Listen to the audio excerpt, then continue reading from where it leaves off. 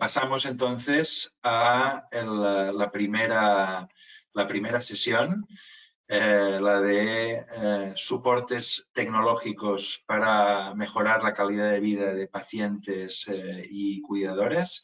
Y aquí vamos a tener 4 experiencias que hemos seleccionado del Call for Project. Fue una selección compleja, muy disputada, y creo que hemos escogido 4 muy buenos proyectos que ahora mismo pasaremos a presentar. Primero habrá unas presentaciones y luego iremos al debate. Por lo tanto, empezamos ya. El propósito de la mesa, como decimos, es poner, diríamos, en la misma mesa 4 experiencias innovadores de soportes tecnológicos a la mejora de la calidad de vida. Y empezaremos con la ponencia de María Constancia Lucero. Constanza es licenciada en Medicina por la Universidad de Buenos Aires y doctora en Medicina por la Universidad de Barcelona, y nos trae su proyecto Biel Digital Glasses, que es un proyecto que está orientado a personas con afectación en la baja visión. Un proyecto también muy interesante desde el punto de vista tecnológico, pero también de la experiencia de usuario. Por favor, María Constanza, the floor is yours. Hola, buenos días a todos. Muchas gracias, Felipe, por la presentación, y muchas gracias a la organización por darme la posibilidad de presentar nuestro proyecto aquí. Siguiente, por favor. Bueno, nuestro proyecto surge a partir de mi hijo Biel, que nació con una enfermedad que le produce baja visión. Esto hace que desde pequeño tiene problemas para bajar escaleras, para cruzar calles e incluso para reconocernos a sus propios padres. Cuando aceptamos que los ojos de Biel no se adaptarían al mundo, hemos decidido adaptar el mundo a sus ojos. Siguiente. Existen en el mundo 246 millones de personas como Biel. La baja visión es una discapacidad visual que no llega a la ceguera completa, pero dificulta la realización de las actividades de la vida diaria. No puede corregirse con gafas ni cirugía convencional y es 7 veces más frecuente que la ceguera. Además, tiene múltiples causas y, aunque el origen del proyecto surge a partir de un niño, realmente es mucho más frecuente en personas mayores. La consecuencia más incapacitante de la baja visión son los problemas que genera en la movilidad. Siguiente. Los problemas de movilidad se deben al riesgo de caídas. Se sabe que el 40% de las personas con baja visión sufren una caída al año, y de estas hasta un 36% tienen problemas graves médicos secundarios, consecuencias médicas graves. Siguiente. Además, los problemas de movilidad son causas de limitación de las actividades sociales, que esto es mucho más frecuente en personas con baja visión cuando lo comparamos con el mismo grupo de personas con visión normal. Esto también tiene como consecuencia que el índice de depresión es 5 veces más alto en personas con baja visión. Siguiente.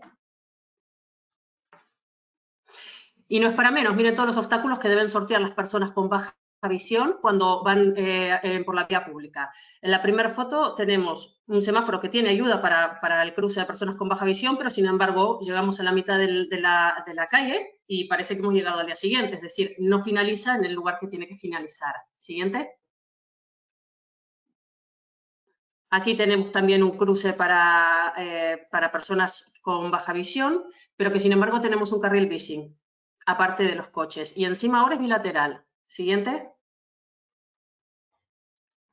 Súper de moda las calles monoplataforma, que son muy monas, pero son un desastre ahora mismo para la baja visión porque perdemos el bordillo y encima se llenan de pilotes y volardos. Siguiente.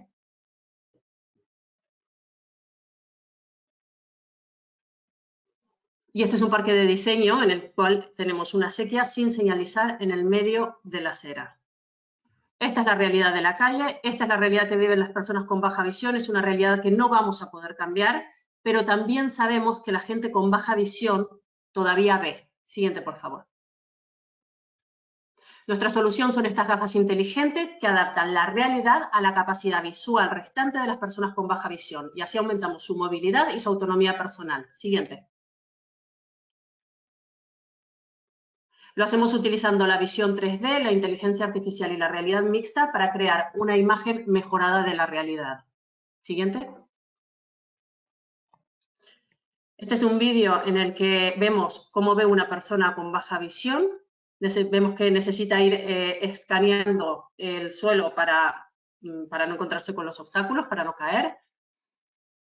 Y ahora vamos a ver la misma situación con nuestra solución. Primero vamos a tener una ayuda que nos dice cuándo es seguro cruzar.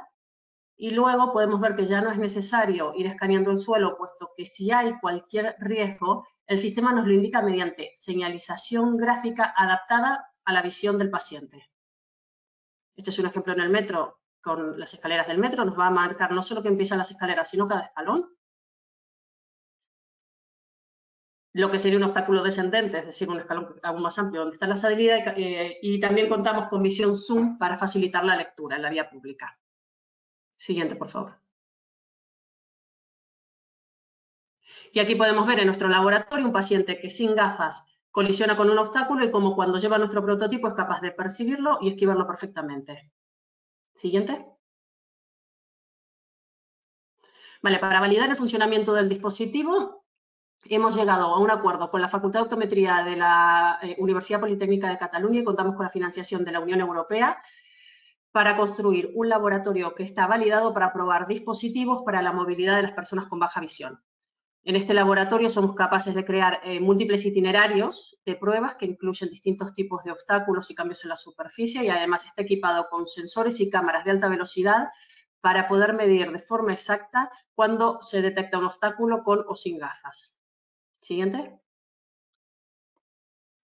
Estos son algunos de los ejemplos de obstáculos que usamos en el laboratorio, algunos más altos, otros más bajos, pero todos son cosas que nos encontraríamos en la vía pública. Siguiente, siguiente. Vale, esto lo hacemos un equipo que juntamos la experiencia necesaria tanto en gestión como médica y tecnológica y contamos con una de las especialistas en baja visión más reconocidas en España, con la doctora Lali Sánchez. Siguiente. También tenemos un amplio y experimentado equipo asesor. Siguiente. Y contamos con el soporte de la Comunidad Europea, del CEDETI a nivel de España, de Acció Biocat a nivel de Cataluña. Tenemos acuerdos con la Universidad Rey Juan Carlos y con la UPC y trabajamos con el soporte de varias asociaciones de pacientes con baja visión. Siguiente, siguiente, por favor. Y eso es todo y muchísimas gracias por su atención.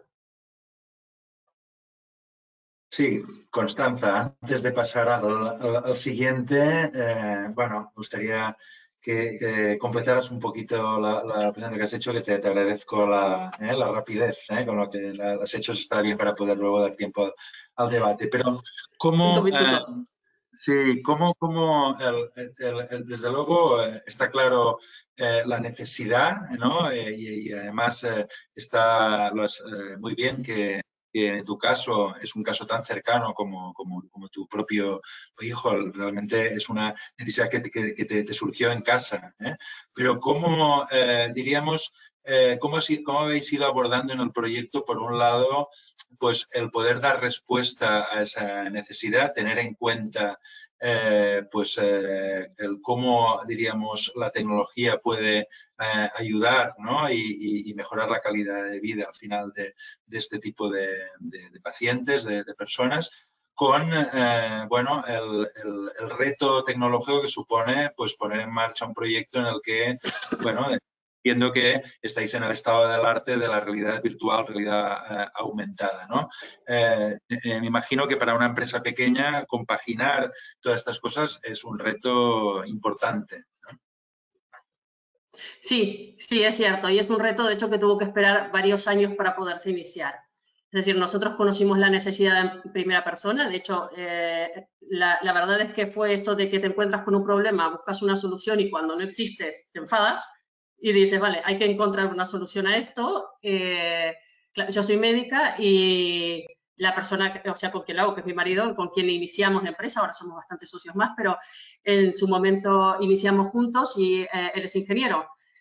Entonces intentamos juntar un poco mis conocimientos con los suyos y la verdad que cuando tuvimos la idea todavía no existía la tecnología necesaria para poderlo desarrollar. Tuvimos que esperar 2 años, bueno, 3, comprar algunas cosas en Estados Unidos y bueno, y de esto han pasado 6 años y ahora sí que existe una tecnología que tenemos que ir desarrollando, evidentemente, y que tiene mucha parte nueva, pero que se basa en que el sistema lo estamos creando nosotros, el propio de las gafas y de la necesidad que tenemos, pero utilizando muchas de las cosas que ya existen. Porque básicamente la robótica y la conducción autónoma, en todo lo que ha avanzado en todo este tiempo, nos ha ayudado bastante. De acuerdo. Gracias, Constanza. A continuación, en el debate podremos profundizar más. Pasaremos Perfecto, a la muchísimas gracias. Hasta ahora, Felipe. Gracias a ti. Pasaremos a la segunda presentación. En este caso se trata de la señora Míriam Guerrero, que es la actual Community Manager del Consorcio de Atención Primaria de Salud de l'Eixample, CAPSB, y que también forma parte de la Comisión de Redes Sociales y secretaria del Grupo Impulsor de Responsabilidad Social Corporativa del grado de comunicación de la UOC. Nos hablará de su proyecto Netflix sanitario, en el que también ha participado la empresa Digimevo. Por favor, Miriam, adelante con tu presentación. Muchas gracias, Felipe.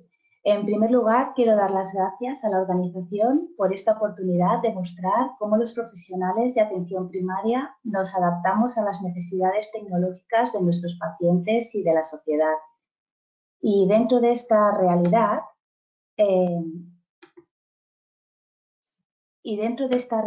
el CAP Comte Borrell inició el proyecto de transformación digital, un proyecto que da respuesta al cambio cultural de nuestra sociedad en la que los pacientes están más informados, son más tecnológicos y además son más partícipes de su salud. En este aspecto nos encontramos con múltiples retos. En primer lugar, los pacientes buscan información en la red, pero el 80% de la que encuentran no está validada por profesionales sanitarios y, por tanto, la podríamos considerar como información no veraz. Por otro lado, en atención primaria, una de las dificultades que hemos de tener en cuenta es que el tiempo de consulta es limitado y en muchas ocasiones a nuestros pacientes les surgen las dudas y las preguntas cuando ya están fuera de la consulta. Además, percibíamos que los usuarios en las salas de espera tenían el móvil en la mano y no miraban las pantallas informativas que ya teníamos instaladas en las salas de espera con anterioridad. Y finalmente, nos resultaba complicado establecer una línea de comunicación directa con nuestros usuarios fuera del CAP que nos permitiera mejorar la prevención de la salud y el fomento de hábitos saludables. Sobre la mesa conocimos a Digimevo, que acababa de aterrizar en Barcelona y que nos ofrecía una posibilidad de colaborar con ellos en la adaptación de su plataforma, que era tecnológica y audiovisual, adaptarla a las necesidades de un centro de salud de atención primaria.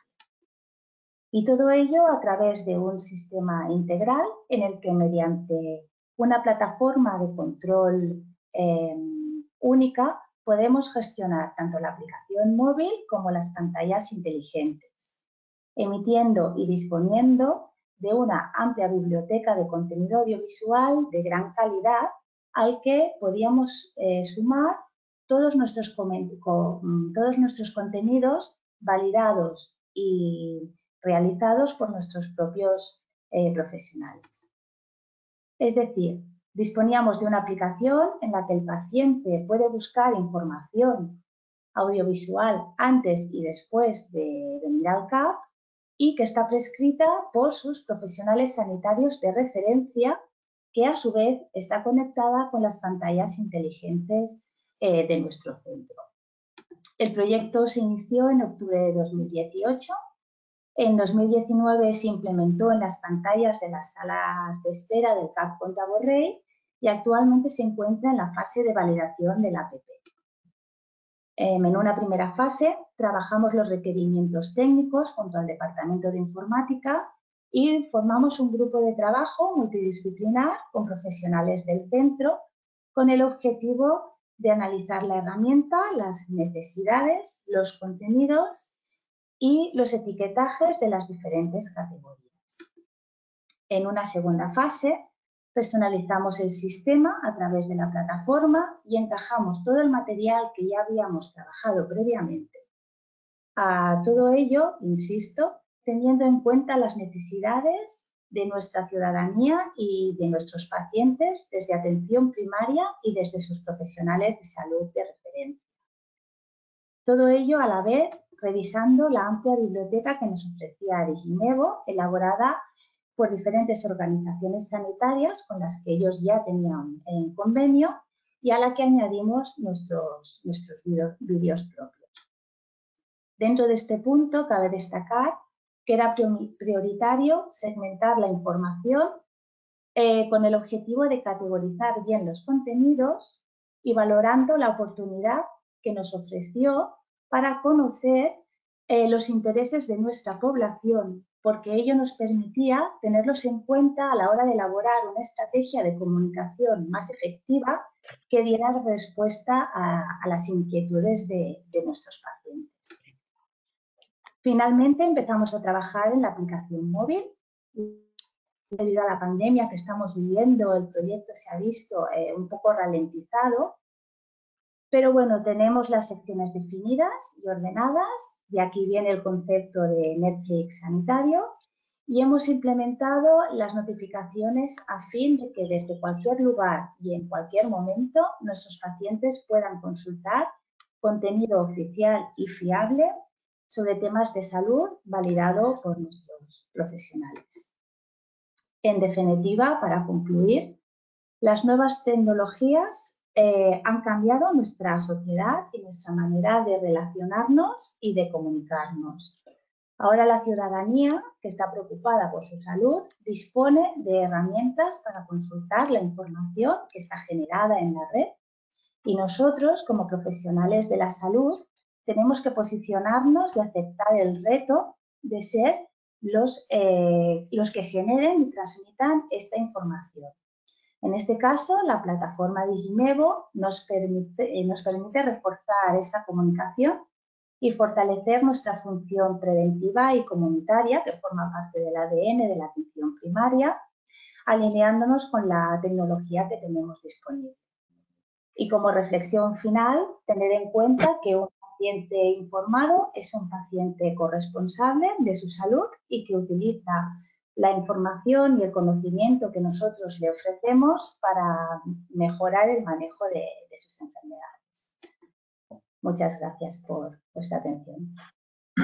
Pues gracias a ti, Miriam. Y bueno, el nombre de Netflix sanitario ya dice un poco, ¿no? Queremos superar el doctor Google, ¿no? El doctor Google, que estos pacientes que vienen a la primaria, a la consulta de primaria, a veces pues, informados o infoxicados, ¿no? Con información. Y a mí me resulta, hablaba contigo en una previa a la sesión, interesante tu papel, tu rol, ¿no? Como community manager en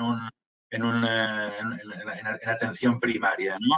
Están cambiando los tiempos, ¿no? Y cuál es tu papel y cómo se sostendrá esta plataforma en el tiempo. Bueno, yo creo que la plataforma se mantendrá sin ningún tipo de dudas, porque cada vez vamos a ser más tecnológicos y cada vez tendremos retos nuevos, ¿no? En este caso, mi figura simplemente es la de tender un puente entre los diferentes elementos de la comunicación, es decir, el emisor, el receptor y los canales de información que tenemos. La población busca información, hay que dársela y además hay que intentar que sea lo más veraz posible, ¿no? Fake news, no solo en sanidad, sino en todos los aspectos de la sociedad. Y al final, si nos posicionamos como gestores de información, como generadores y como transmisores de esta información, también poco a poco vamos a ir adquiriendo la confianza de nuestros pacientes, que antes de consultar al doctor Google seguramente utilizará todos estos canales de comunicación que nosotros podemos ofrecerles. Gracias, Miriam. Luego seguimos comentando. Muy interesante. Pasamos ahora a la tercera ponencia. Tenemos al doctor Pedro Vicente Hernández, médico por la Universidad de Navarra, especialista en estomatología, MBA por IES y empresario del sector salud desde 1992. Y viene con su ponencia, su proyecto de Skeleton, férulas de fabricación escalable. Por favor, Pedro, adelante. Muchas gracias, Felipe. Muchas gracias por tu presentación. Les explicaré cómo, con una tecnología única actualmente en el mundo y de desarrollo en España, podemos dar respuesta al 4% aproximadamente de la población mundial que necesita una inmovilización a lo largo del año. Solo en España aproximadamente 2 millones de personas. Para esto... No pasa. Siguiente. Para esto empezamos con una necesidad derivada de una paciente que acabó además en una historia de amor, y esta necesidad fue como consecuencia de unos puntos infectados debajo del yeso y también después debajo del vendaje después de la intervención de retirada de material de osteosíntesis. Siguiente. Una vez conseguido este éxito, pasamos a formularnos un reto.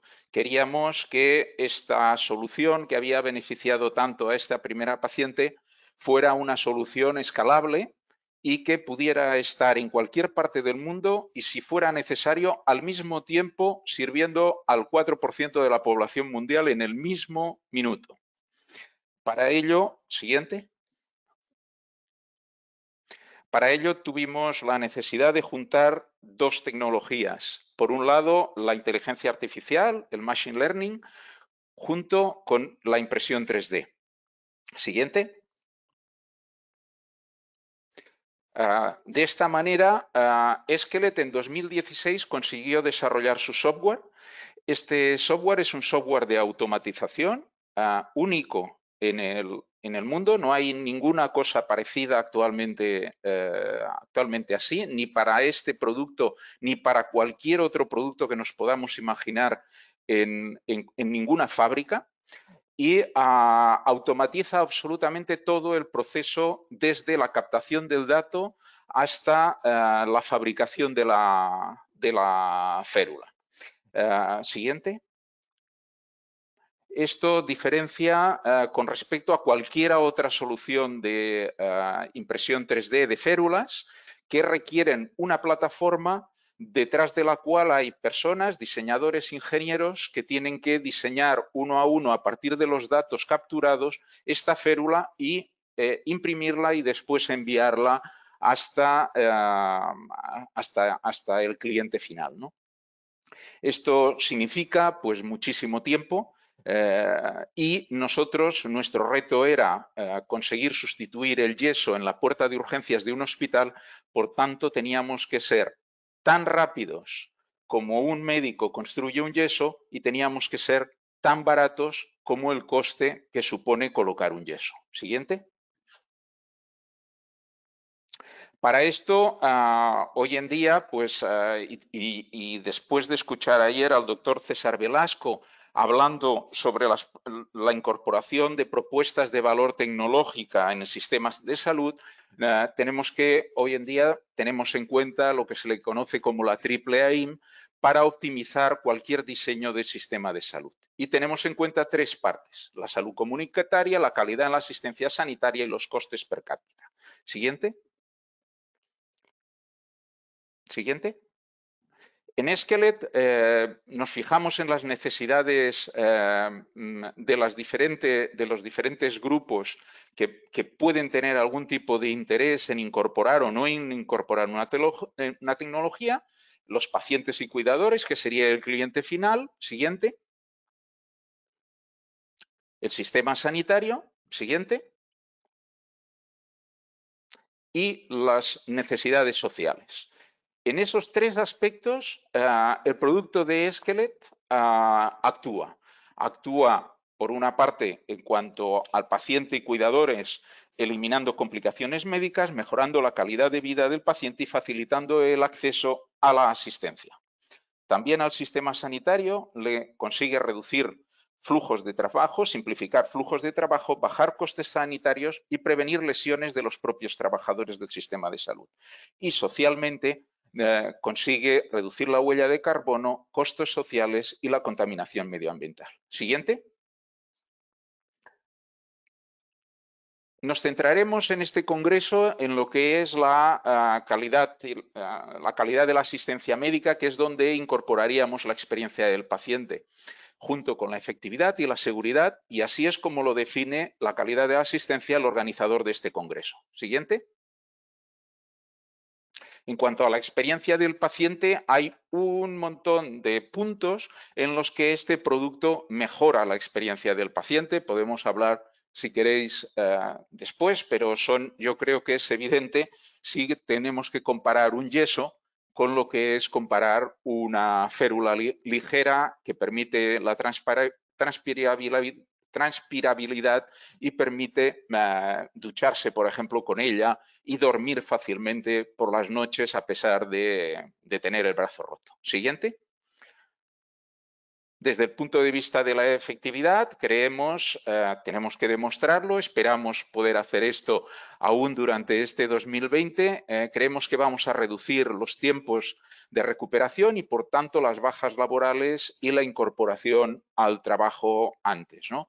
Simplifica la formación y el entrenamiento del personal sanitario, evita colocar y retirar el yeso en las salas sucias y, por tanto, limitar el tiempo de los procedimientos como consecuencia de que hay que limpiar entre paciente y paciente, etc. Siguiente. Desde el punto de vista de la seguridad, el diseño de la férula se ha tenido en cuenta para mejorar mucho la seguridad del producto que tenemos entre manos y al final la certificación por parte de diferentes organismos internacionales corroboran esta seguridad. Siguiente. Pero no hay nada más importante para nosotros que tener en cuenta qué es lo que nuestros pacientes piensan de nuestra solución. En la primera transparencia, la primera foto de arriba podéis ver es el postre que nos dedicó uno de nuestros pacientes, que era un cocinero bloguero, una deportista que recuperamos, un famoso actor de Hollywood que seguramente todos conoceréis, o aquí las trabajadores de una clínica en Miami. Siguiente. Adelante, finalizo, Filip. Podemos hablar después más. Dime. De acuerdo. Gracias, Pedro. Efectivamente, ya estábamos fuera de tiempo. Solamente has dejado claro que la experiencia del paciente mejora claramente aportando esta tecnología que combina inteligencia artificial e impresión 3D, pero cómo la inercia de una tecnología tan antigua como es la del yeso realmente se verá recambiada en el próximo año, ¿no? Por vuestra tecnología. ¿Qué barrera hay que romper? Bueno, la barrera principal yo diría que es el profesional.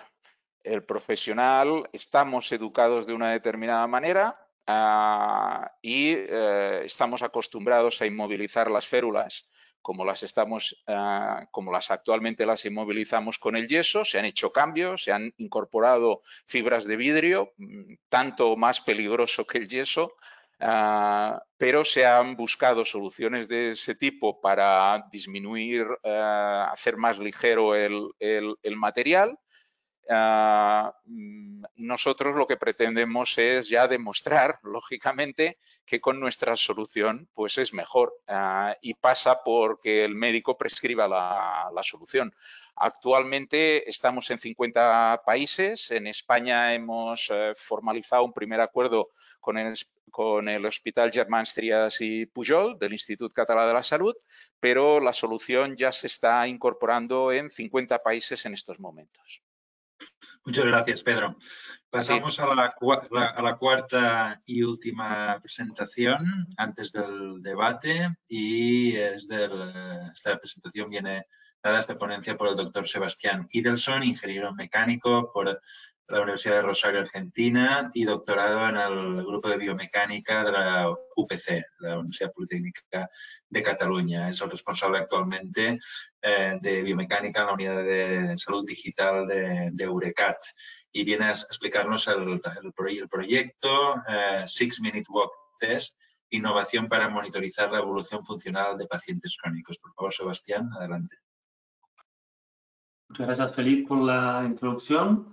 Efectivamente, presentaré el proyecto 6-Minute Walk Test Plus, una innovación para monitorizar la evolución funcional de pacientes crónicos, que ha sido cofinanciado por EIT Health y la Unión Europea dentro del programa Innovation by Ideas de EIT Health. En este proyecto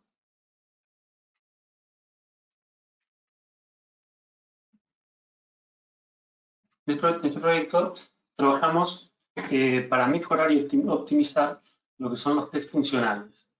Estos test se aplican en la mayoría de hospitales en el mundo para monitorizar cómo afecta en la función motora de un paciente una patología normalmente crónica o de larga duración. Uno de los más conocidos es el test de los 6 minutos, el test de los 6 minutos de marcha, que consiste básicamente en medir la distancia que puede recorrer un paciente durante 6 minutos. Esta distancia en metros es un indicador clave para indicarnos cómo ha evolucionado, en qué estado está el paciente dentro de su historia natural. Como veis, digamos,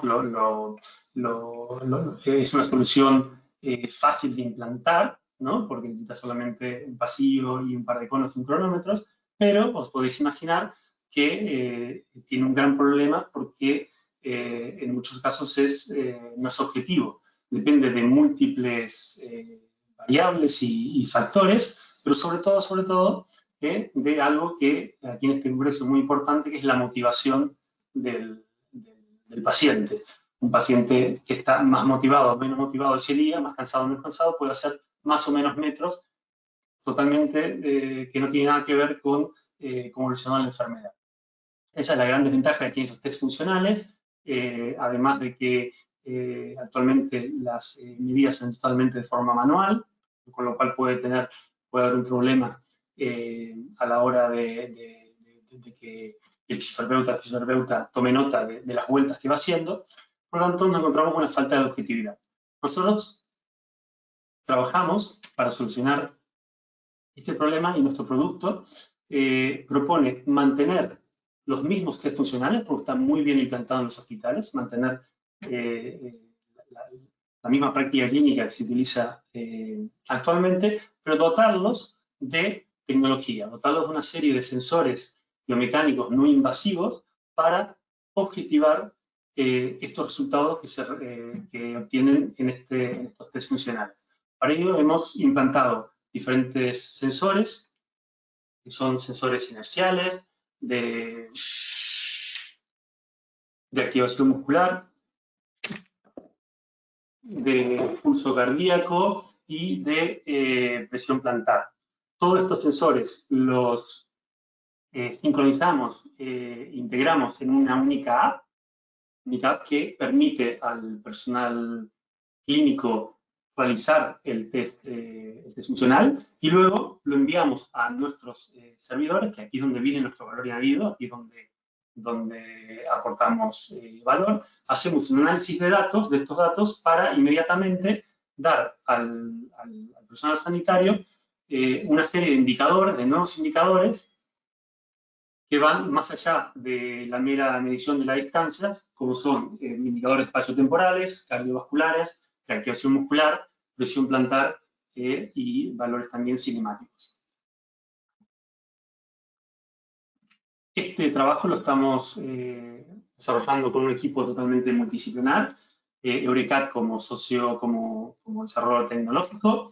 Lo hablaremos más adelante, lo estamos validando en diferentes casos de usos, en 2 pilotos, uno con niños en el Hospital San Juan de Déu, niños que tienen una distrofia muscular llamada Duchenne, en Copenhague, en el Hospital Rick Hospitalet, con adultos, en dos distrofias musculares diferentes, miotónica y Becker, y también participa en algo muy importante también para tener en cuenta la opinión del usuario y del paciente, la Asociación de Familiares Duchenne Parent Project de España, para el desarrollo de lo que es el negocio, porque queremos que esto sea una solución que llegue al mercado lo antes posible. Ha sido liderado por el equipo de Genesis Biomed y con el apoyo de un grupo de Universidad de Barcelona y el mismo Eurecat.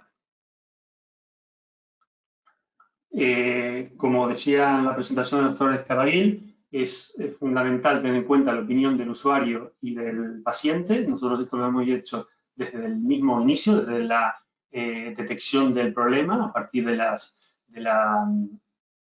percepción de las decisiones familiares y de clínicos, ideación de hipótesis, validación con usuarios a través de pilotos, iteración de la conceptualización para llegar a la implantación. Aquí puedes ver unas capturas de pantalla de la solución. En la parte de arriba, lo que son la aplicación que permite hacer un seguimiento del test funcional con la conexión de los sensores, pasar formularios que se activan actualmente y luego se pasa, como os decía anteriormente, a nuestro servidor donde se facilitan toda esta serie de nuevos scores.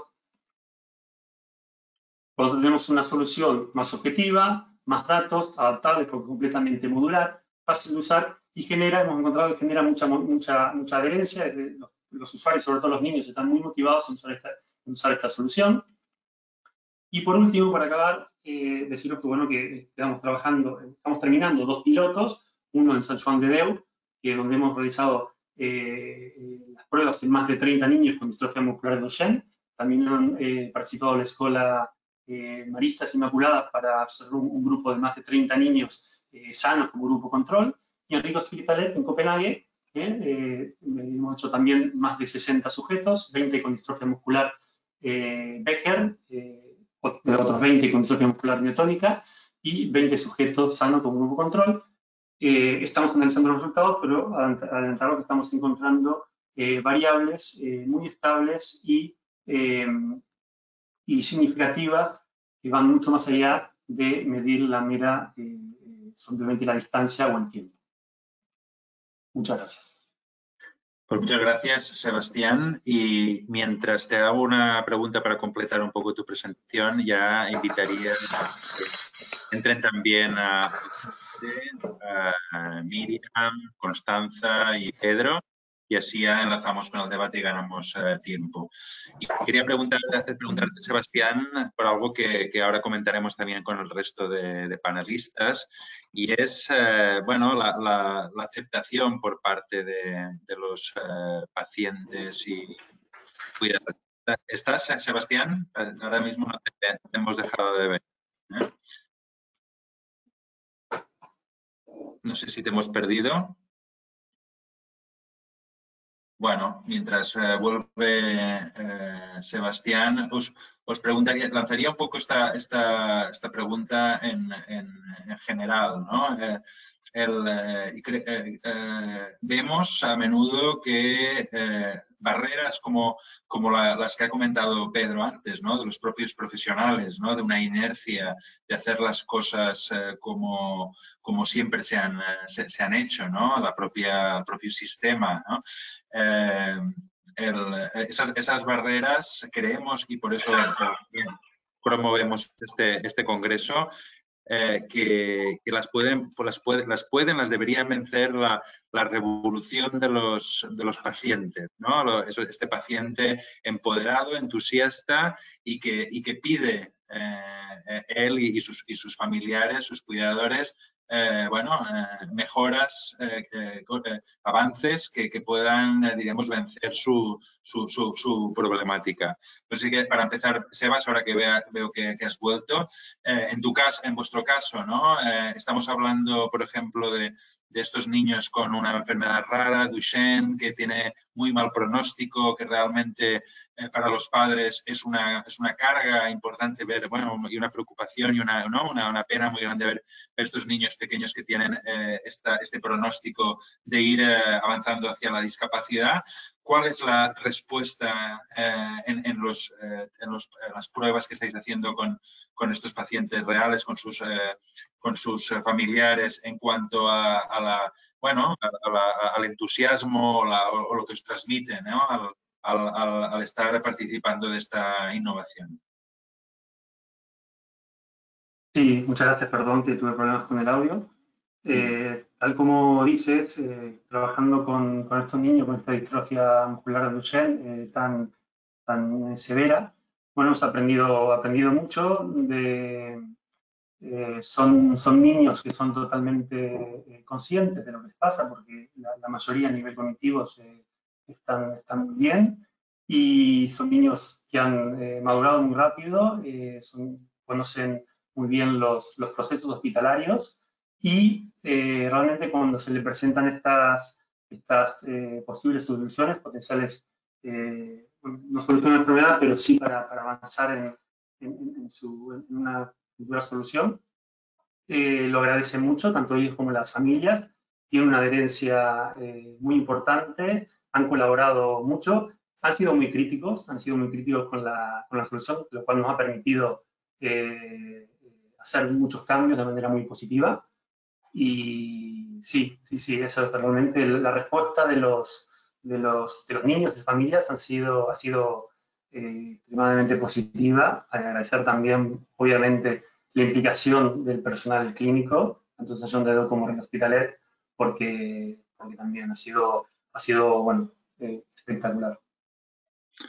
Sí, ¿qué opináis el resto sobre la revolución de los pacientes? Seguro que también os habéis encontrado buenas experiencias en ese sentido. Constanza, por ejemplo. Hola, aquí estoy. ¿Me escuchan? Sí. ¿Se escucha bien? Vale. Sí, se escucha bien.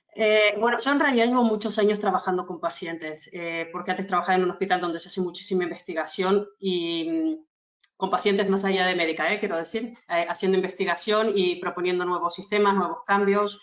Y realmente en algún momento pensaba que la buena respuesta de la gente era también por estar dentro de un sistema en el que esto era el día a día. Y cuando salí de ahí y empecé a hacer mi propio proyecto con mi propia gente, tuve un poco de miedo al principio. Por decir, no soy esta institución, sino que soy yo la que va a tirar todo esto, ¿no? Y la verdad es que el miedo se me terminó en 5 minutos, porque la respuesta de la gente es brutal. O sea, es que es verdad que toda persona que tiene una necesidad y encuentra otra persona que intenta suplir esa necesidad, en el 99% de los casos, al menos en nuestra experiencia, fue muy positiva. Nosotros, claro, como te explicaba antes, empezamos con una experiencia personal y con ciertas necesidades, pero éramos una persona y encima era un niño, con lo cual era muy difícil poder valorar la necesidad real en esta patología o en esta situación, ¿no? Y bueno, una de las primeras cosas que hice fue contactar con muchísimas asociaciones de baja visión, con los pacientes directamente. Hicimos cantidades de entrevistas de estas larguísimas de 1 hora y media, validamos la necesidad y eran entrevistas pesadas, eran 1 hora y media de entrevista, y sin embargo la gente estaba encantada de poder decir cuál era la necesidad para crear la solución. Mi experiencia en ese sentido, tanto antes con una institución que me respalda como con un proyecto personal, es excelente. Excelente, la verdad que sí. Gracias, Constanza. Animo a la audiencia a que pongáis vuestras preguntas o bien directamente a toda la mesa o a alguna de los panelistas en concreto, a ver si entran preguntas y comentarios interesantes. Miriam, tienes que decir al respecto. Bueno, yo lo que tengo que decir es que estoy totalmente de acuerdo con lo que ha comentado. Las personas los pacientes cuando tienen una dificultad buscan una solución, buscan la información y saber que tú estás allí y que les puedes dar esa solución de una manera veraz y cercana, yo creo que es la base de la confianza, ¿no?, que podemos establecer con ellos. Tú me comentabas en una conversación previa, ¿no?, del lenguaje, ¿no?, y precisamente tu papel un poco como community manager de hacer esa traducción, ¿no?, a veces de un lenguaje demasiado técnico que pueden utilizar los profesionales o los tecnólogos y cómo tú también haces un poco esa función de acercar el lenguaje y las formas, ¿no?, a algo que puedan ser comprensible para, por ejemplo, una persona mayor sin demasiada formación tecnológica o de medicina, ¿no? Que es Sí, así, ¿no? yo siempre pongo el ejemplo, ¿no?, de que cuando me llega algún texto, me llega alguna idea, ¿no?, de algún profesional sanitario de Carlsberg que quiere hacer pues o una infografía o un artículo para la web, yo siempre pienso, tengo que hacer que esta información que he recibido la pueda entender mi madre, ¿no? Y entonces allí es donde yo empiezo a trabajar buscando, sin dejar de lado el lenguaje técnico, esta adaptación a un lenguaje más coloquial para hacer más accesible y más inteligible por parte de la audiencia de toda esta información, porque a veces pecamos mucho de tecnicismos que al final pues el abuelito de 80 años pues no acaba de entender y a lo mejor si lo adaptas pues es más fácil, ¿no?, para él poder manejar esa información. Muy bien. Pedro, tú también abundabas en tu presentación en estos aspectos, ¿no?, de la aceptación y incluso algún actor de Hollywood guapo él decía lo cool o lo sexy que es esta tecnología. También en eso también tiene importancia desde el punto de vista que las propuestas tecnológicas sean cool, sean sexy, tengan una experiencia de usuario atractivas. Yo creo que casi todos nosotros nos hemos roto algo y sabemos lo que es llevar un yeso. Mira, te pongo aquí uno y te pongo aquí el de la señora que le retiramos esto porque su hija se casaba y aquí tienes la diferencia. Creo que sobran las palabras de lo que es cool o de lo que es un trasto. Sobran las palabras. Desde el punto de vista del paciente, las ventajas son inmensas. Es que solo hay ventajas. De hecho, nosotros tenemos pacientes que han venido cuando no existía la solución en sus países, han venido desde Suecia, han cogido un avión para quitarse esto y ponerse, bueno, esto. Han venido desde Inglaterra para hacer lo mismo y la persona que vino desde Inglaterra, su padre, quedó tan maravillado que actualmente es el segundo accionista de la empresa. Por tanto, para nosotros es muy importante el paciente porque es quien nos vende delante del médico. Muy bien. Hay una pregunta del público, de la audiencia, respecto a la barrera, diríamos, económica, el precio ¿no?, de la innovación. Al final, eso, aparte de cool, o sexy, o usable, o útil, también tiene que ser económicamente sostenible. Y en concreto, preguntaban a Constanza, el hecho de bueno, esta innovación que llama la atención, estas gafas inteligentes, ¿quién las podrá pagar o quién debería hacerse cargo de, ¿no? de su coste? Eso lo supongo, seguro que lo habéis analizado y tratado, ¿no? Sí, esto la verdad es que depende de cada país. En cada uno el sistema sanitario es bastante distinto y no solamente el sistema sanitario, sino lo que es la atención a la discapacidad, que es en el punto en el que entramos nosotros. Nosotros somos extra hospital, digamos. En España la verdad es que cuesta bastante porque las ayudas a la discapacidad son limitadas y escasas. Y nosotros ahora estamos sacando un clase 1 para que entremos como una ayuda a la discapacidad, pero seguramente no se cubriera el 100% del coste. En otros lugares como Dinamarca, que va a ser nuestro segundo lugar de lanzamiento, ahí es más fácil porque sí, las gafas las cubre el sistema sanitario. Y entra en el 100% del precio, entra como ayuda a la discapacidad. Entonces, para el usuario dependerá un poco, lamentablemente, y como siempre, de en qué país estamos. Lo que sí es cierto es que estemos en el país que estemos, el hecho de tener unas gafas, que evidentemente por la tecnología que llevan no son algo que uno pueda comprar cada día, pero también tenemos que tener en cuenta un poco que a nivel sanitario, nosotros con esto, solamente disminuyendo la cantidad de fracturas secundarias a baja visión, de caídas, o sea, fracturas por caídas en personas con baja visión, que fue esto de me tropecé, de no lo vi, me patino, esta necesidad de dependencia, reducimos un coste importante. Y aparte de que reducimos el coste en dependencia. O sea, piensa que más o menos solamente en dependencia, sin ninguna complicación médica, solamente en dependencia, más o menos una persona con baja visión, bueno, más o menos no, la media es de 8.700 euros al mes, perdón, 8.700 euros año, y nosotros proponemos unas gafas que las pague quien las pague, según el país en el que sea, pero el coste será de 4.500 y que durarán 4 años. ¿Vale? Entonces ya solo en dependencia estamos bajando coste. Y ni hablar que las consecuencias médicas son importantes también. Has dado algunos números que precisamente es lo que estaba también preguntando gente, ¿no? ¿Cuánto van a costar?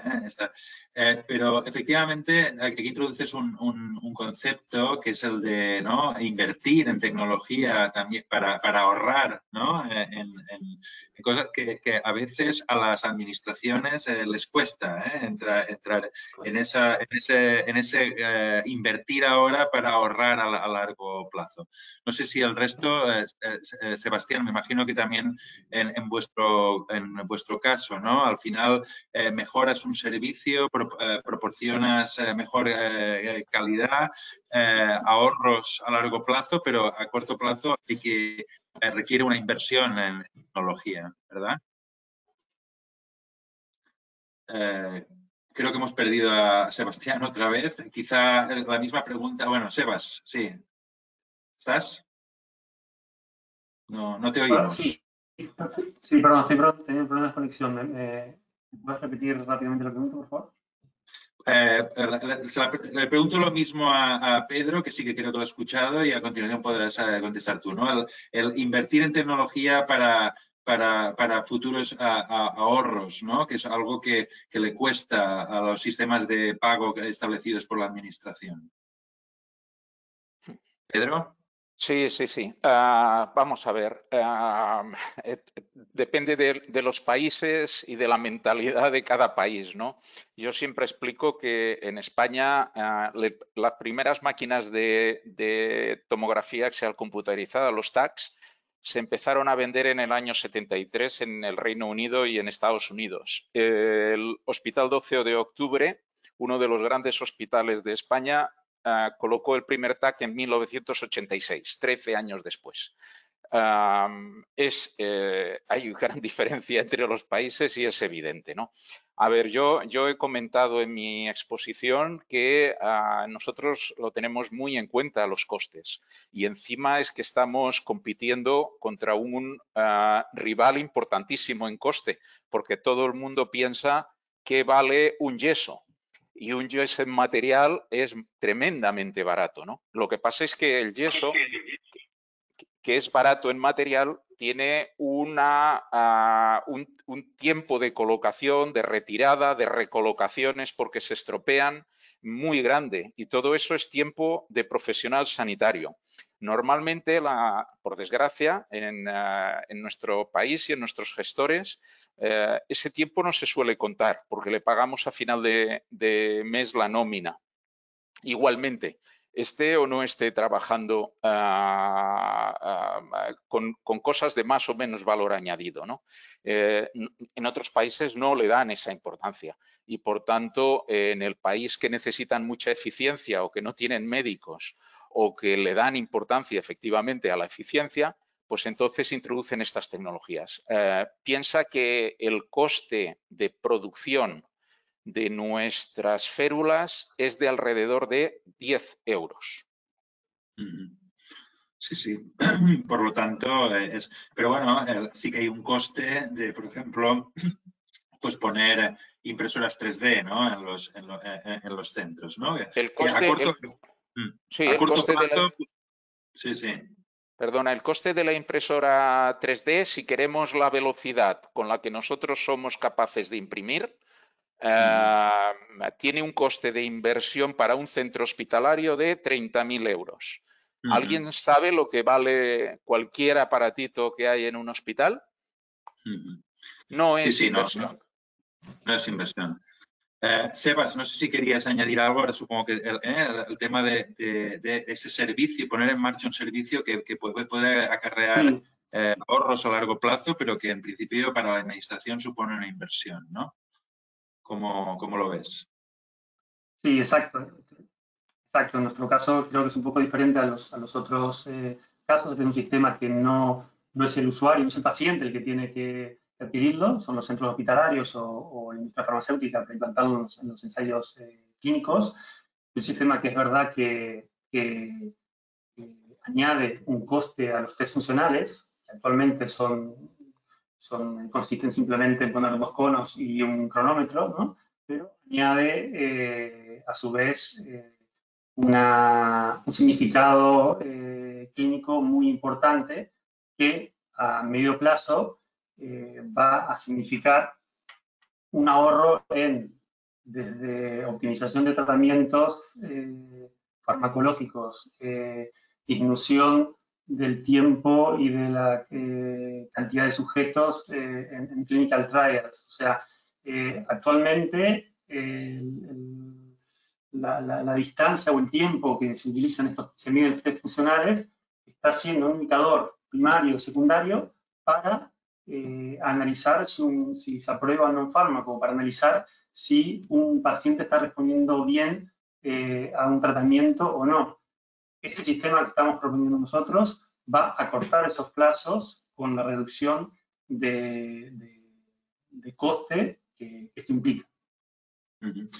Tengo una pregunta que viene de la audiencia para Miriam. La pregunta es de Celia Pintos, que dice que le pareció muy interesante vuestra propuesta del Netflix sanitario y, claro, que le gustaría que se pudiera implementar en todos los centros de salud, de que se pudiera acceder a la app que estáis desarrollando, aunque no sea tu centro habitual de atención. Eso tiene que ver también con la escalabilidad, ¿no? La scale-up de los proyectos. Se desarrollan en CAPSB, pero seguramente para que esto sea eficiente, también sostenible económicamente, lo ideal es que se pudiera extender a todo el territorio, ¿no? Esto, ¿cómo tenéis pensado abordarlo, Miriam?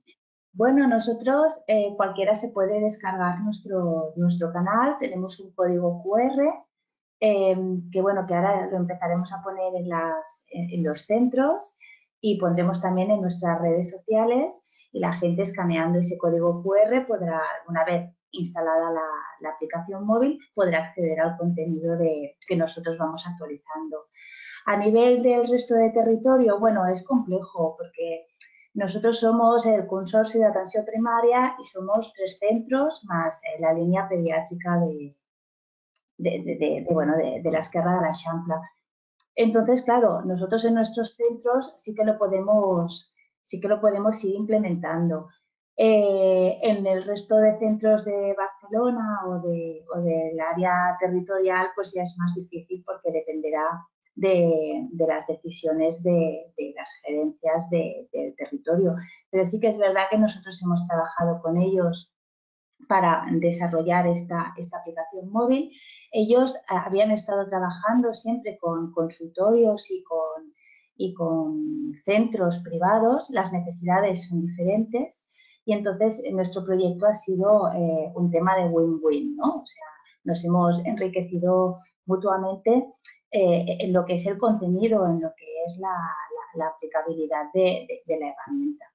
En el resto del territorio sería muy interesante que todo el mundo pudiera disponer de esta herramienta porque consideramos que es muy útil que antes de mirar al doctor Google cualquier paciente pueda abrir la aplicación y buscar. Hemos trabajado mucho en la categorización, por esto teníamos la comisión de trabajo multidisciplinar, nos interesaba saber todos los conceptos por los que se puede buscar, por ejemplo, la gripe o una gastroenteritis, para que siempre fuera lo que fuera que el usuario escribiera, le diera el resultado correcto. Hay un trabajo muy intenso por detrás de todos los profesionales a todos los niveles, desde el administrativo que está en la puerta, coge el teléfono y el usuario se expresa de una manera, hasta cómo se expresa después cuando está en la consulta del médico o de la enfermera y qué lenguaje se utiliza también en esa consulta, ¿no? Entonces, bueno, por eso ha sido un proyecto así más largo, porque lo hemos mirado al detalle para optimizar todas las opciones. Y sería, la verdad, muy interesante que se extendiera a todo el territorio, la verdad. De acuerdo. Muchísimas gracias, Constanza, Miriam, Pedro, Sebastián. Son 4 proyectos que yo creo que estaremos todos de acuerdo que son proyectos fantásticos. Tecnologías muy distintas, impresión 3D, inteligencia artificial, realidad virtual, realidad aumentada, sensorización, gestión de contenidos, personalización, en fin, pero sobre todo con una vocación muy clara de impactar, ¿no?, en la mejora de la calidad de vida y la experiencia del paciente, que es al final lo que nosotros promovemos, es el motor principal de la innovación en tecnologías de la salud. Y bueno, que tengáis mucha suerte en el futuro de vuestra singladura, bueno, de investigación empresarial y de que esto realmente llegue a la práctica clínica y al mercado, las 4 iniciativas. Enhorabuena. Gracias. Yo un pequeño apunte. Quien esté interesado, que contacte con Diginevo, que seguro que pueden encontrar una manera de aplicarlo a los diferentes centros que estén interesados. Y de hecho las 4 iniciativas están referenciadas en la página web del Xpatient y invitamos también a la audiencia que tenga preguntas o intereses, diríamos, personales de invertir, por ejemplo, en estas iniciativas o de llegar a utilizarlas, pues adelante. Seguro que estaréis encantados de dar respuesta y quizá pueden surgir de aquí oportunidades. Gracias a los 4. Muchas gracias. Gracias. De acuerdo.